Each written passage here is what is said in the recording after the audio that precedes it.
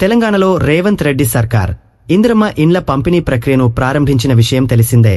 జనవరి 26వ తేదీన republic day సందర్భంగా ఇందిరమ్మ ఇళ్ల పథకాన్ని ప్రారంభించిన రేవంత్ రెడ్డి ప్రభుత్వం అంతకుముందే అర్హుల జాబితాను ప్రకటించింది.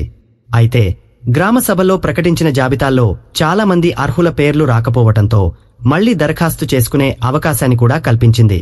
ఆన్లైన్ వేదికగా ఇందిరమ్మ ఇళ్లకు దరఖాస్తు ప్రక్రియ ప్రారంభించగా క్షేత్రస్థాయిలో సర్వేలు చేసి రిపోర్టులు పంపించగా చాలా మందికి ఇండ్లు మంజూరయ్యాయి.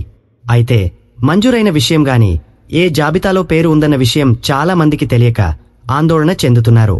కాగా ఇందిరమ్మ ఇండ్ల కోసం దరఖాస్తు చేసుకున్న అభ్యర్థులు తమ దరఖాస్తు ఏ దశలో ఉంది, క్షేత్రస్థాయిలో సర్వే చేశారా లేదా, ఇల్లు మంజూరైందా లేదా, మంజూరైన ఇల్లు L1, L2, L3 జాబితాలో ఉందా, ఒకవేళ మంజూరు కాకపోతే ఏ కారణం చేత ఇల్లు మంజూరు కాలేదు అనే వివరాలు ఆన్లైన్ ద్వారా సులువుగా తెలుసుకునే అవకాశం కల్పించింది ప్రభుత్వం. ఇందుకోసం రేవంత్ రెడ్డి సర్కార్ పటిష్టమైన వ్యవస్థను ఏర్పాటు చేసింది. ఈ వివరాలు తెలుసుకునేందుకు ఏదో ఆఫీస్కో ఇంకెక్కడికో వెళ్లాల్సిన అవసరం లేకుండా కూర్చున్న దగ్గరే సొంత మొబైల్ ఫోన్లోనే వివరాలు తెలుసుకునేలా వెబ్సైట్ క్రియేట్ చేసింది ప్రభుత్వం. దీనికోసం ఆధార్ నెంబర్ లేదా మొబైల్ నంబర్ లేదా రేషన్ కార్డు నెంబర్ లేదా అప్లికేషన్ నెంబర్ ఏ ఒక్క నెంబర్ ఉన్నా చాలు. ఇందిరమ్మ ఇంటి గురించి అన్ని వివరాలు సులువుగా తెలుసుకోవచ్చు. ఇందుకోసం ప్రభుత్వం డెవలప్ చేసిన వెబ్సైట్లో పైన చెప్పిన ఏదో ఒక నెంబర్ను ఎంటర్ చేస్తే చాలు అన్ని వివరాలు కనిపిస్తాయి. ఎలా చెక్ చేసుకోవాలంటే ఈ వీడియో క్రింద డిస్క్రిప్షన్లో ఉన్న వెబ్సైట్ ఓపెన్ చేసి అందులో గ్రీవెన్స్ స్టేటస్ సెలెక్ట్ చేయాలి.